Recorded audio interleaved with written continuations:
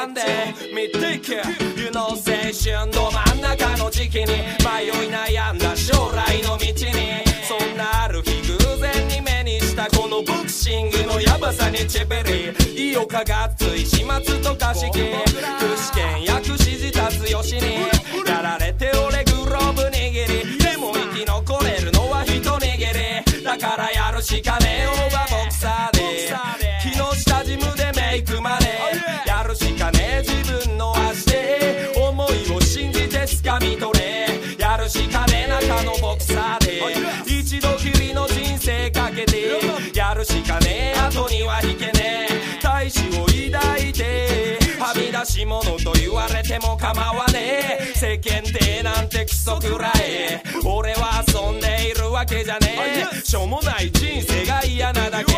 特にスキル高いわけじゃねえいい足しているわけでもねえそんなんじゃ絶対売れるはずねって言われてもそれ覆して誰もが最初は若手と呼ばれてベルトパクリに行く熱敗で数々の壁にぶつかって親やなクマにも迷惑かけてそれでも俺これやりたくて不思議と諦めたくなくて自分なりの翼広げ思いのままボクシングしたいからやったれ架け橋ボクサーで相手を倒してメイクまでやるしかねえ自分の足で思いを信じて掴み取れやったれ橿原ボクサーで一度きりの人生かけてやるしかねえ後には引けね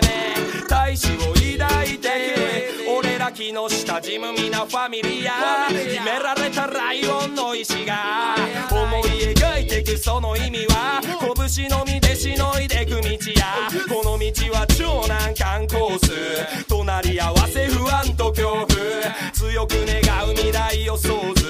プライドかけ貫き通す姫路に構えたこのジムで色々あるけど俺ら満足でストレートにジャブとフック混ぜて一か八かの勝負したくて将来の保証なんてもんはない誰にでもできるわけじゃないだからこそ俺ら試したいそんな人生ってなかなかないからやったね川端ボクサーで相手を倒してメイクまでやるしかねえ自分の足で思いを信じて掴み取れやるしかねえ口ボクサーで一度きりの人生かけて